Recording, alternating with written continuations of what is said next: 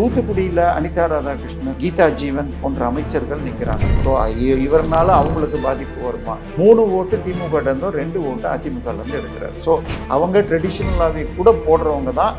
இன்னும் சொல்ல போனால் அவங்க சர்ச்சை சொல்கிறது தான் கேட்பாங்க. இவருடைய பேச்சு மிச்ச தமிழ்நாட்டில் கொஞ்சம் ஒர்க் பண்ணலாமே தவிர அந்த ஏரியாவில் பெரிதான மாற்றம் இல்லை. திரு இனிகோ எழில்ராஜ் அந்த பிரிவையே சேர்ந்தவர். அவர் தாவேக்கால சேருவதற்காக ஏற்பாடு செஞ்சு, ஐயா உங்களுக்கு ஏற்ற தொகுதி இங்க ஜெயிக்கலாம்னு சொன்னாராம்.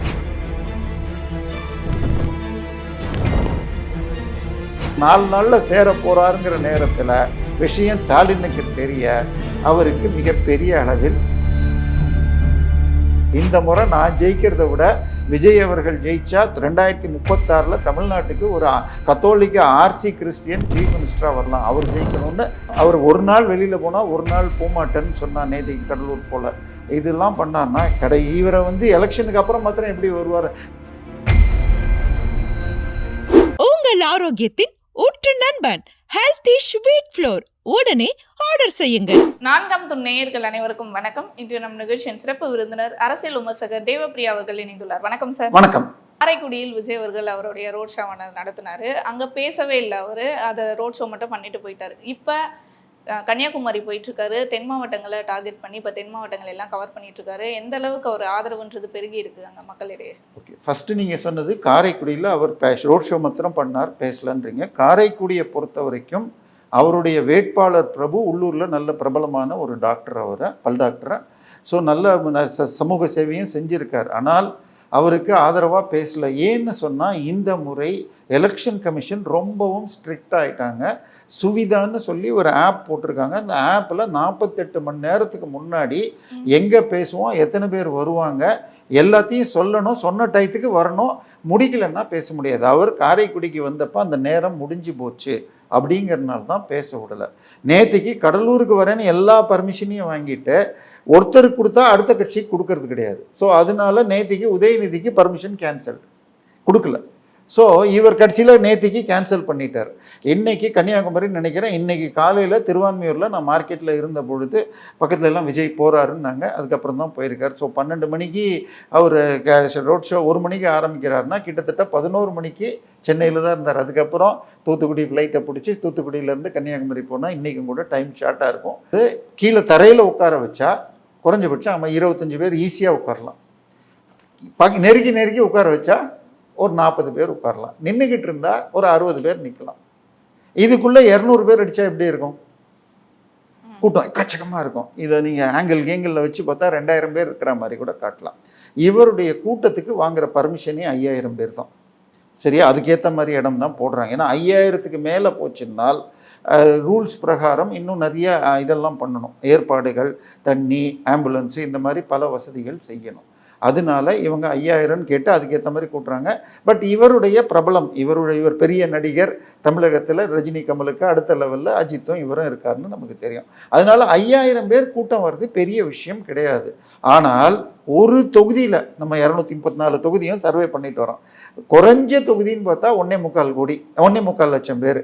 அதிகமான மக்கள்லாம் சோழிங்கநல்லூர் எடுத்துக்கிட்டா 6 லட்சம் மக்கள்.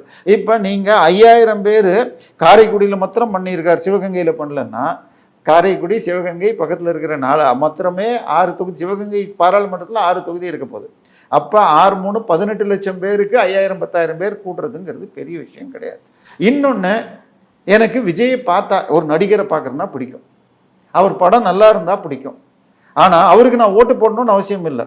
ஒரு வீட்லேயும் ஒரு விஜய் ரசிகரும் இருக்கலாம், அஜித் ரசிகரும் இருக்கலாம், சிவகார்த்திகேயன் ரசிகரும் இருக்கலாம். அவங்க எல்லாரும் அவங்களுக்கு போடுவாங்கன்னு அவசியம் இல்லை. அது இவர் ஒரு முயற்சி செய்கிறார். பட் இவர் தன்னை நடுநிலையாளர், அதாவது இவங்க பாஷையில் மதச்சார்பற்றவர் அப்படின்னு சொல்லிக்கிட்டார். ஆனால் அன்னைக்கு வேட்பாளர் அறிமுகப்படுத்துகிறப்ப என்ன பண்ணார்? பெரம்பூர் என்ன சொன்னார்? ஜோசப் விஜய்னார். ஏன்?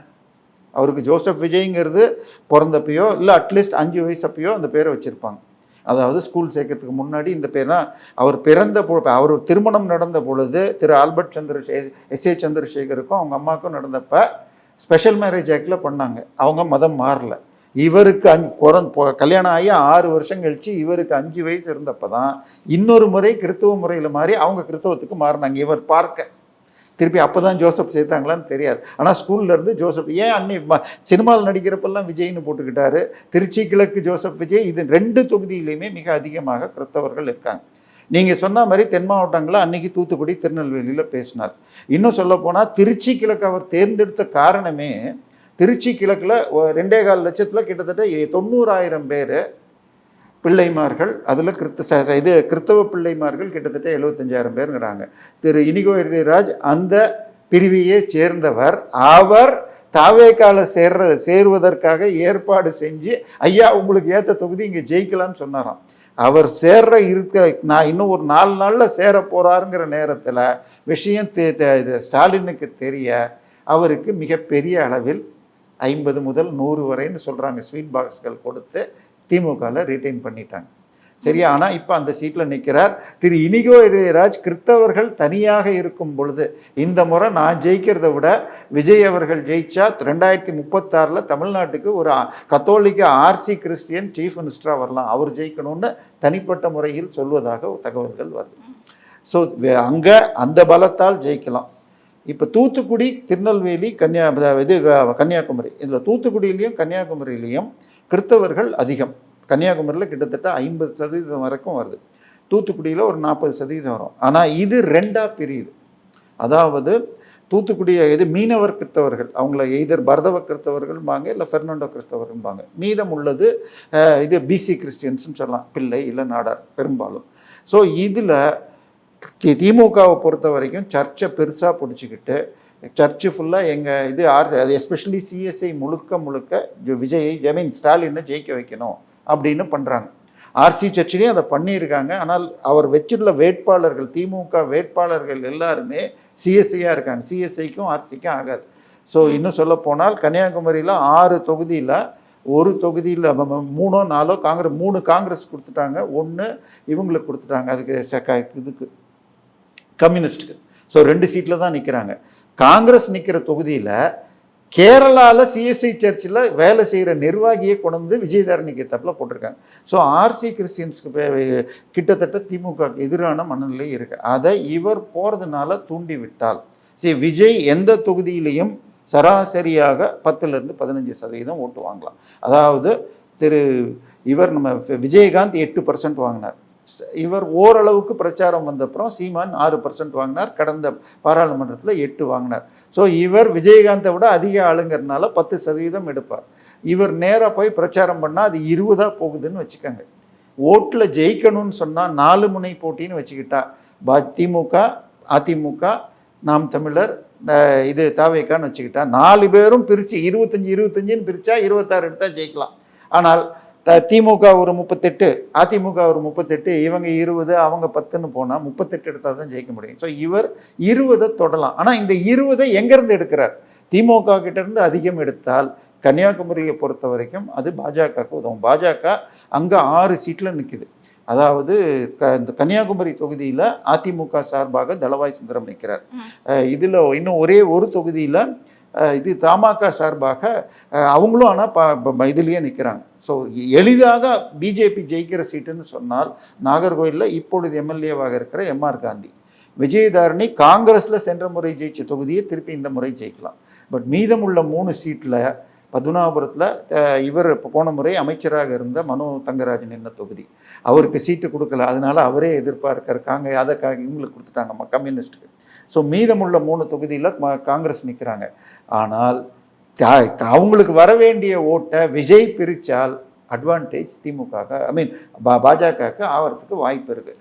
தூத்துக்குடியில் அனிதா ராதாகிருஷ்ணன், கீதா ஜீவன் போன்ற அமைச்சர்கள் நிற்கிறாங்க. ஸோ இவர்னால அவங்களுக்கு பாதிப்பு வருமா?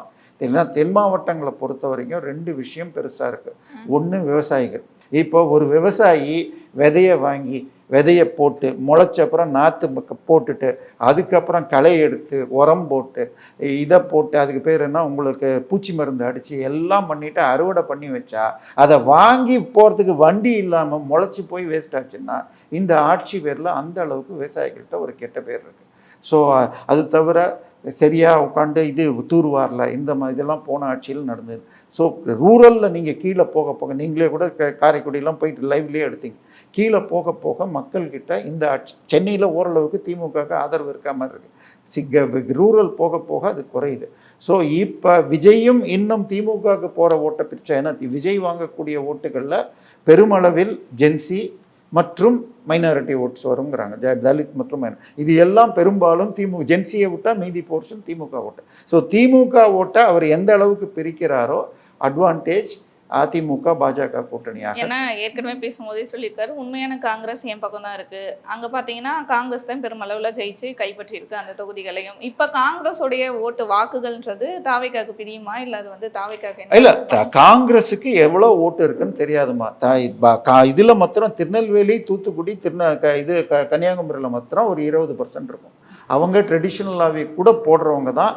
இன்னும் சொல்ல போனால் அவங்க சர்ச்சு சொல்கிறது தான் கேட்பாங்க. ஸோ கிறிஸ்தவர்கள் என்பவர்கள். ஸோ அதனால இவருடைய பேச்சு மிச்ச தமிழ்நாட்டில் கொஞ்சம் ஒர்க் பண்ணலாமே தவிர அந்த ஏரியாவில் பெரிதான மாற்றம் இல்லை. அவங்க என்னை பொறுத்த வரைக்கும் விஜய் வாங்குற 10 ஓட்டு வாங்குறாருன்னு சொன்னால் அதில் 2 ஓட்டு நாம் தமிழர்லேருந்து எடுக்கிறார், 2 ஓட்டு வட தமிழ்நாட்டை பொறுத்த வரைக்கும் இவர்கிட்டருந்து எடுக்கிறார், நம்ம திருமாவளவன்கிட்டருந்து 3 ஓட்டு திமுகட்டேருந்தும் 2 ஓட்டு அதிமுகலேருந்து எடுக்கிறார். ஸோ இதில் திமுகட்டேருந்து அதிகமாக எடுத்தால் சென்னையில் எடுத்தால் அது அட்வான்டேஜ் அதிமுக எடுக்கலாம். அதிமுக ஓட்டு அதிகமாக கொங்குல எடுத்தால் அதனால திமுக ஜெயிக்கலாமான்னு வரலாம். பட் கொங்குல லீடு ஏற்கனவே 50% தாண்டி இருக்காங்க அதிமுக. இங்கே சென்னையில் திமுக 50 தாண்டி இருக்காங்க. ஸோ அந்த அளவுக்கு எடுப்பாரா, இதெல்லாம் தான் இப்போ என்னை பொறுத்த வரைக்கும். நீங்கள் சொன்ன தென் மாவட்டங்களில் இது அட்வான்டேஜ் ஏடிஎம்காக போகலாம். தாவேக்கா என்னை பொறுத்தவரை மொத்தம் 2லிருந்து 3 சீட்டு ஜெயிக்கலாம். ஒன்று அவர் நிற்கிற 2 சீட்டு, இன்னொன்று இது செங்கோட்டையன் ஜெயிக்கலாம். பெரம்பூர் கூட இன்னும் டஃப்பாக இருக்குன்னு தான் எனக்கு வரைக்கும். 234லே 3 தானா? 3 தான் வரலாமா? நீங்கள் விஜயகாந்த் எடுத்துக்கிட்டிங்கன்னா முதல் எலெக்ஷனில் 8% வாங்கி அவர் மட்டுமே விருதாச்சலில் ஜெயிச்சார். அதுக்கு அடுத்த எலெக்ஷன்லேயே அவர் கூட்டணிக்கு தான் போயிட்டார் அது அதிமுகவோட. அதனால அவர் நிற்கிற தொகுதிகளில் அவர் ஜெயிக்கலாம். செங்கோட்டையன் அவர் ஏற்கனவே 10 முறை எம்எல்ஏவாக இருக்கிறதுனால ப்ளஸ் அந்த பெரிய ஜாதியை சேர்ந்தவருங்கிறதுனாலையும் அது 2ம் ஒர்க் பண்ண. ஆனால் அவரை தோக்கடிக்கணும்னு ஸ்பெஷல் எஃபர்ட்டு இபிஎஸ் போடுவார், ஏன்னா தன்னை கட்சி. அதனால அது கூட சிக்கலாகத்தான் இருக்கும். 2 சீட்டை என்னுடைய கணக்கு சரி என்றால் என்னுடைய சர்வே படி அவர் திருச்சி கிழக்கு மாத்திரமே தான் வரலாம். பெரம்பூர் கூட டைட் செகண்டில் வந்து நிற்கலாம். அதுதான் இன்றைய நிலைமை. இன்னும் அவர் ஒரு நாள் வெளியில் போனால் ஒரு நாள் போகமாட்டேன்னு சொன்னார், நேற்றுக்கு கடலூர் போல். இதெல்லாம் பண்ணார்னா இவரை வந்து எலெக்ஷனுக்கு அப்புறம் மாத்திரம் எப்படி வருவார்? நான் இப்பொழுது வரமில்லை, முதல்வரான பிறம் உங்களையெல்லாம் வந்து பார்ப்பேன்னா அப்போ மாத்திரம் இதே கூட்டம் வராதா? ஸோ மக்கள் இதை எடுத்துப்பாங்கன்னு தெரியல. பார்ப்போம் எப்படி போகுதுன்னு. கண்டிப்பாக சார், தொடர்ந்து பேசுவோம். நன்றி.